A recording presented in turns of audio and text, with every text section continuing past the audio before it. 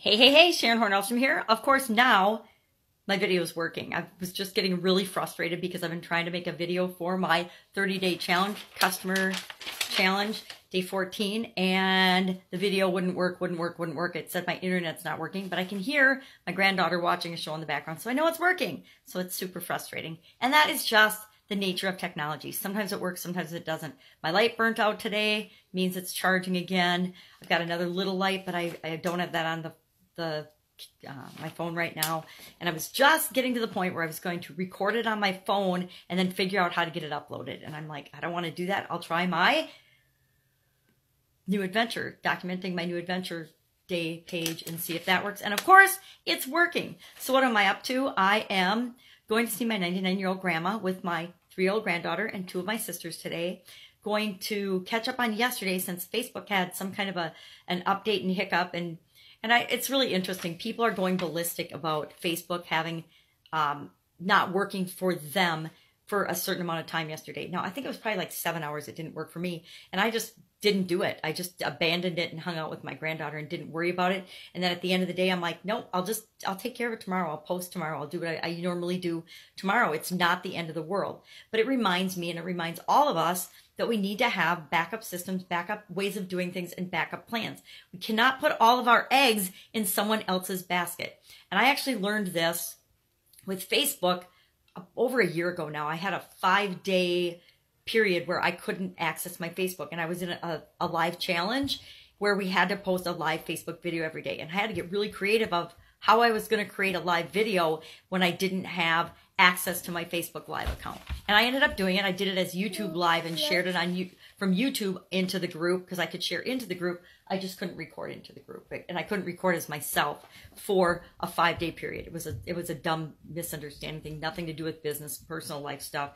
And so I had to figure it out. So we have to figure out ways around things. But back then I decided, hey, I'm definitely not going to be 100% dependent on Facebook for anything or any other company for anything. I am going to figure things out and set some stuff up so that it works for me. And I'm not counting on another piece of software, another tool, another business, another person to be responsible for my life and make my life work. And it served me really well. So yesterday, kind of a non-issue. I just kept checking because I was curious how long it was going to be down and affecting certain people. But whenever they roll out, I guess I think this is stupid the way they do this, that they don't communicate with people ahead of time, that they're going to be rolling out updates and changes.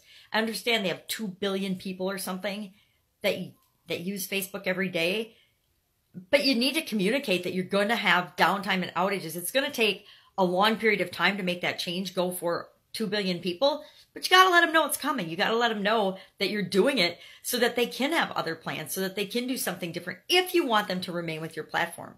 Now, I will note, for me, LinkedIn was working all day yesterday just fine. And I put a lot of my eggs in that basket and I use that. But again, I'm not dependent on social media to do what it is that I do to make me happy and live my life and not be dead in the water and have a big emergency over something that's really a non-issue. I'm involved with a software tool called ClickFunnels. And people go ballistic. They have a Facebook fan page of 200,000 people, some of which are only like 76 of which 1,000 usually actually use the product. But whenever there's even like a 30-second outage or glitch or something, people go nuts with their negative comments and crap. Now, the truth is, it's just a tool. And if you are putting all of your eggs in one basket and you can't lose 30 seconds of uptime or downtime, you've got a bigger mental problem and challenge than the software tool going down for 30 minutes. Or 30 seconds. I don't think it's ever been down for 30 minutes. But maybe once in its history of 4 years it's been down for a couple hours. But either way, you should be able to have any tool be not available for a couple hours. The electricity goes out, for goodness sake, for more than a couple of hours sometimes. Not too long ago this winter, our electricity went out. They had to replace a transformer down the road. And for like 200 households, our electricity was out for like 12 hours. Now it's winter. It's cold. Your heat doesn't work when your electricity is off. A lot of things don't work, like toilets and refrigerators and things, when your electricity is off.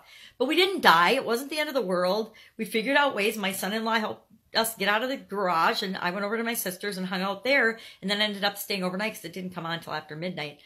But There's always a solution, but the solution lies within us figuring things out and knowing that there's always a solution. It doesn't lie with blaming or bitching and moaning and complaining about, oh my God, Facebook's doing something on my Facebook. I can't like someone's post today. It's the end of the world. Yeah, no, it's not. Oh, my ads aren't working. It's the end of the world. Well, if you can't go without your ads for one day, do you really have a business? I say you've got a house of cards, and you might want to rethink that.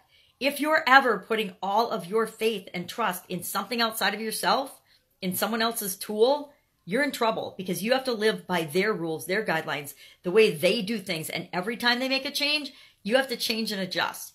Is that how you want to run your business and your life? I sure don't. So it's got nothing to do with, well, I guess it has everything to do with running our businesses, taking 100% responsibility, being in charge of our own destiny, and creating what it is that we want. And I mean creating what it is that we want. And if we're going to use other people's tools, understanding the limitations of our ability to control those tools, because we really don't have any ability to control them.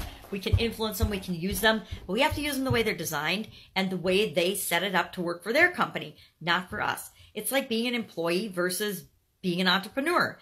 If you want to create your own business, your own life, your own job, your own existence, your own experiences, you're an entrepreneur. If you want to live by someone else's guidelines and rules, you're an employee. And that is a choice that we all get to make. We are 100% free will beings. We can choose whatever we want. We just have to know we can choose whatever we want. So that's my rant a little bit for today. Looks like my internet's working. I've got the 3-year-old coming in every 2 minutes to give me a new flower. She's making flowers out of hair binders for me. So if I want to get these videos done, I need to hop to it. I will, of course, see you tomorrow. Bye.